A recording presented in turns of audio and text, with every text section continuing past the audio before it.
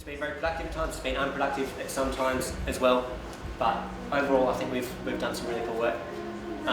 This is the team. We've got Anita, Ken, Sam, John and Branko, and I'm John, I'm Baxter. Robin's through there, she's not that well. Liam and Ness helped out. In fact, everybody's really helped out. I don't think we really necessarily consider this to be a profit idea, like a money-driven idea. So, but obviously, if we think that there is some avenues for that within this, that would be useful information to have as well. So, the inspiration of Mainstream spawned around this need to design space within the built environment that enhances positivity and genuine connections and physical interactions between people. We put together some experiences, and some of the quotes that came out of that were things like the problem of it's just too hard to ask my neighbour for a lawnmower, so I'll buy one because I can. Yet somebody else had another quote in relation to that that said, well, I used someone else's mower to mow my neighbour's lawn and actually got paid to do it.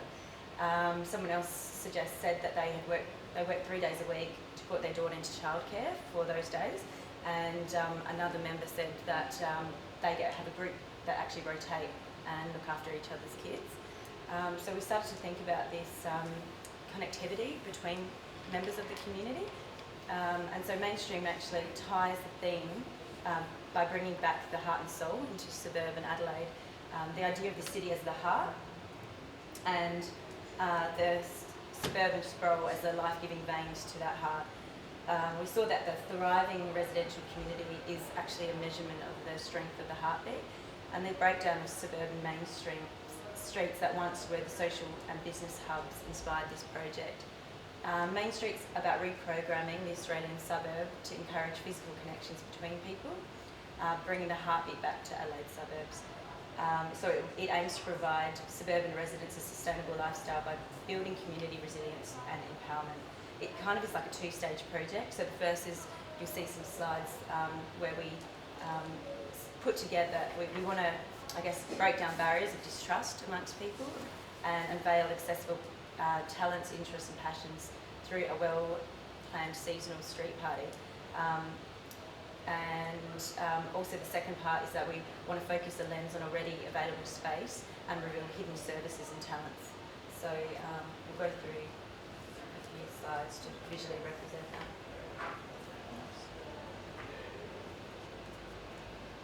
What's the next one? Okay, so what I might do is just go through the process that we went through to get to the problem first of all, because we all came from quite a few different backgrounds. So the first thing we did in the morning was decide what the problems were that we might be able to solve to do with this theme of heartbeat. We went through this process here of voting, and in the end we came up with design for the built environment doesn't encourage connection in or between communities. And so we took that over to the board over there that you can see. We decided communities could mean quite a few different things, of genders, age groups, different cultures, with the migrants coming in, things like that.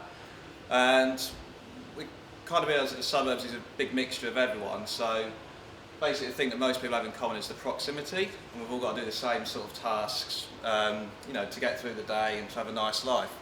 So we turned it around and we said, you know, how can we make the suburbs actually encourage the this kind of connectivity and building relationships, but obviously in 2 days we couldn't physically do anything about that, so you've got to kind of work around it. So to start getting ideas with that, we split into 3 groups, and we had a group over here talking about the fact that we don't need to reinvent the wheel, we just need to find champions and use the existing communities. So we had things like the RSL, the charity shops, you know, these things already exist in our communities. And then we had another group over here that was talking about what are the best things about the suburbs, and we were talking about the kitchen, where everyone's creative and people can be hospitable, because every culture prides themselves on being hospitable, but it doesn't always kind of translate, you know, on an ongoing basis in just your average street. And then in the group over there, Robin was telling us about her childhood, and there was lots of new people arriving on the street, and they had regular street parties.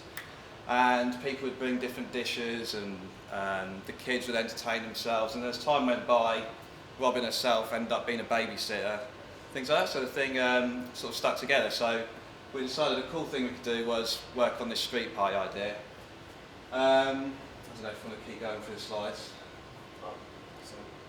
Yeah, so one of the things about the problems was we had a bit of distrust between neighbours, because one of the things that kept coming up was this communal consumption idea where everyone's got their own lawn mower and they're sitting dormant and all this sort of stuff. So, and then there was a story about from where I used to live, the fence fell down, and that actually made me and my neighbours friends, so we kind of kept thinking about fences. That comes in with that. And another thing I want to do with the community is with the problem of the ageing population in Adelaide. It's a big problem, and so we had this kind of vision of someone like my granddad Les, who's maybe grieving, not looking after himself, forgetting to take the medicine, things like that. And they've kind of got jobs that need doing around the house, and might have a dog that needs looking after. And another thing about this whole, what can we call it? Suburbs losing the life and the heartbeat is that we've got a lot of commuting and things like that. So another part of this thing was trying to reinvigorate the local business and the local production of the area. So what's the next slide? What we're bringing. So what we're bringing together is fun. That's the main thing, because what we've decided is quite a lot of these websites doing communal consumption and stuff like that, but people like Les, they're not necessarily looking on the computer, and at the same thing, you know, you don't really get that trust.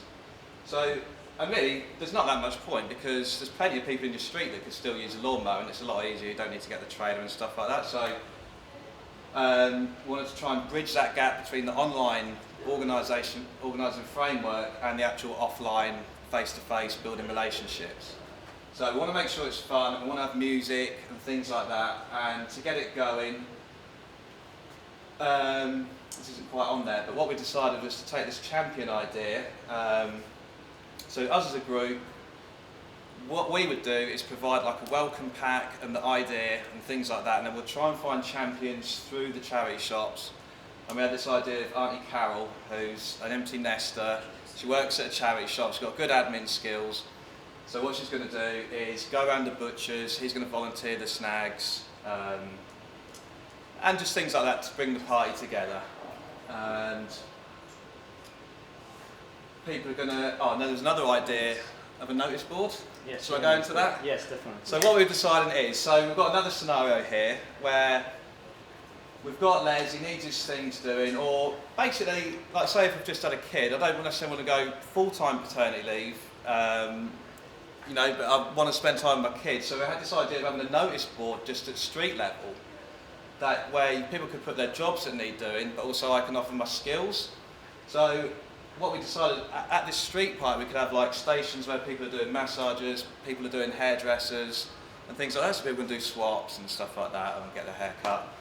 And that will drum up interest in local business as well.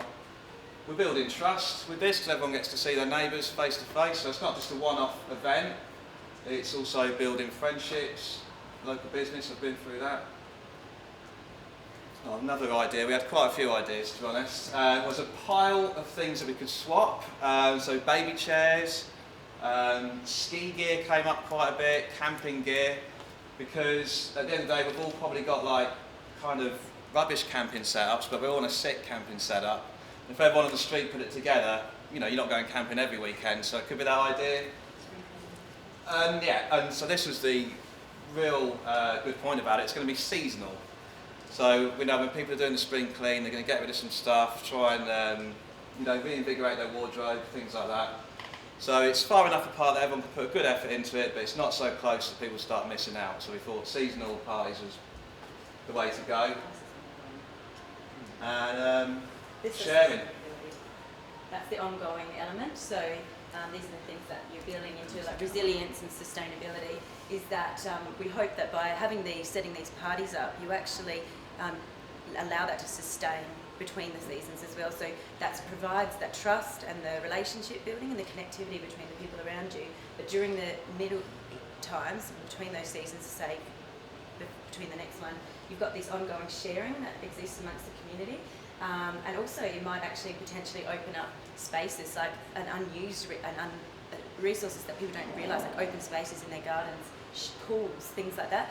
And we also like this idea of not actually necessarily being money, but it's also like a trade. So if you let someone stay in your pool, you could get something else. So there's a lot of hidden trades and services, and obviously to build long-lasting and resilient relationships through this as well.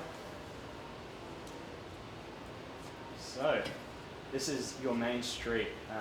We did a quick 3D model of how this may look like. I think to build on what we just said, we had the belief that the existing urban fabric has the answers already. And those answers, or the spaces that are programmed, are such spaces like tennis courts, pools, sheds, spaces like this that are incredibly well equipped but totally underutilized. And we took the opinion that we didn't have to build another shed. We just had to reuse it and reappropriate it, or rather not reappropriate it, but just open the doors for the entire community to actually access. And this kind of street party is a key or way into at least breaking down those barriers between this idea of privacy that is so pertinent in our culture. We love land ownership. There's a stigma attached to actually not owning land after the age of 40 or 50, and that shouldn't be the case. It should be, if you're wealthy enough or you're lucky enough, you should share these sort of things. And I guess from that, we're just kind of showing examples of what the main street would actually, the people who own these places would be opening up their house and kind of sharing. Just as some examples, we got the tennis courts, the pools.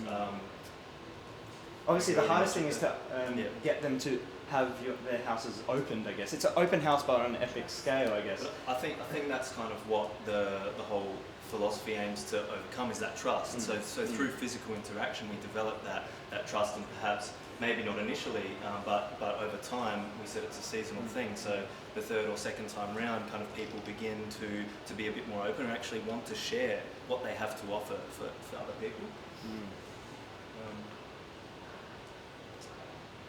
So this party, it does several things. I think we were trying to, it's quite a diabolical idea where it's not just kind of providing food swaps and objects that are gathering dust in the shed.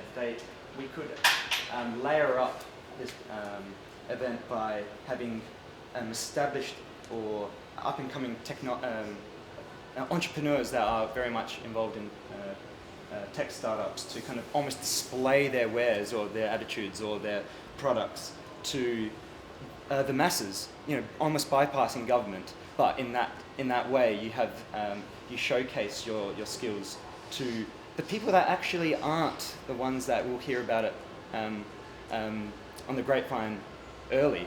They're the ones that probably are not interested but would be incredibly interested once they saw it. And the online platform generally doesn't do that a lot because there is a lot of noise in our culture, and you have to find a way to speak to people incredibly clearly.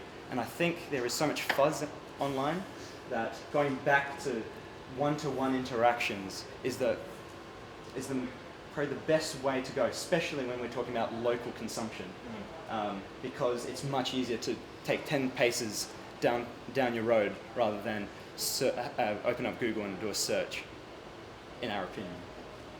And probably one of the things to add to that is that we're not kind of inventing the idea of collaborative consumption or sharing kind of what you have to offer, but hopefully what Main Street can do is help to solve the problem that current organisations have, which exist online in the digital realm, of sharing and offering different services, but perhaps don't actually work too well. So Main Street will kind of potentially partner with these things, partner with these organisations. So Liam was saying, to boost the usability, because you go on there and there's one that has 2 items for rent in Adelaide, in the whole of Adelaide.